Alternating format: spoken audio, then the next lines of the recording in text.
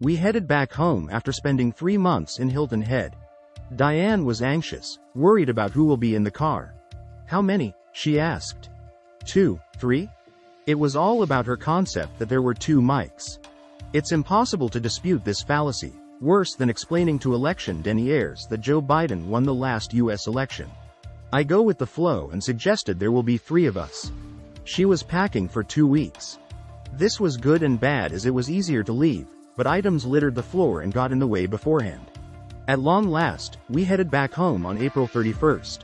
I drove over 4 hours with lots of stops along the way for breaks and such. Diane enjoyed the scenery along the way, and I adopted my strategy of setting the car's cruise control just below the maximum speed limit so as not to do battle with all of the crazies.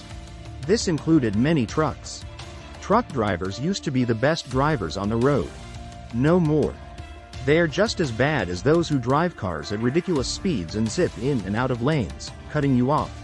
We planned to stop at the same hotels that we used coming down, so our first night was spent in Fort Mill, South Carolina.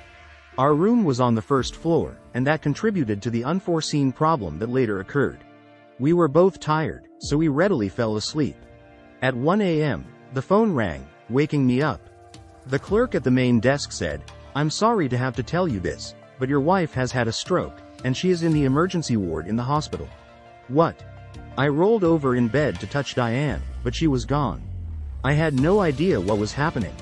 A stroke?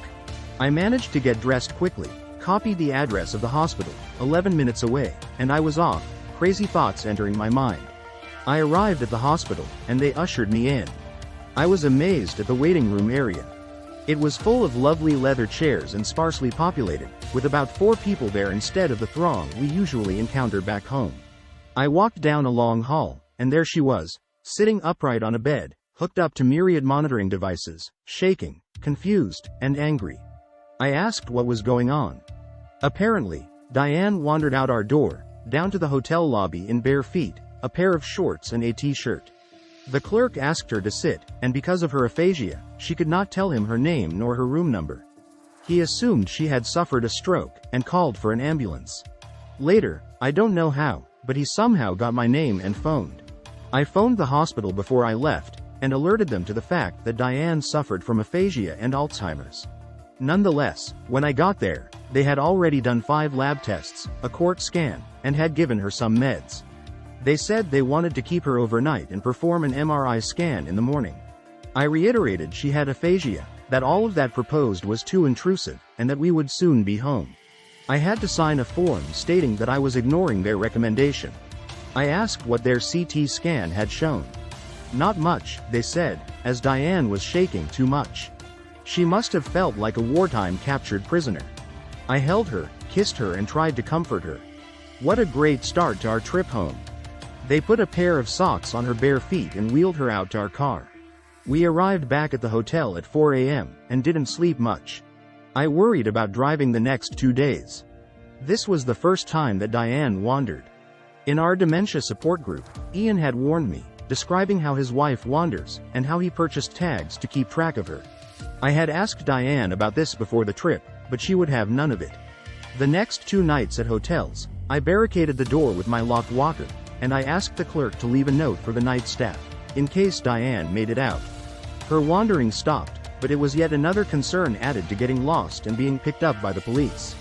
We arrived home on April 3rd Road. If you are engaged in similar struggles, please use the comment section with this video or others to describe your own situation. Your sharing helps yourself and others. I welcome your thoughts and suggestions. I also welcome your likes. If you click the logo on the bottom right-hand corner located on each screen, you will subscribe to Where's Mike? New videos will automatically be sent your way. And you will not have to search for this channel. If you are looking for some humor to help deal with the weighty problem of dementia, subscribe to my other channel, https://www.youtube.com/@theiretirementcoachqd8cb. Thanks for watching.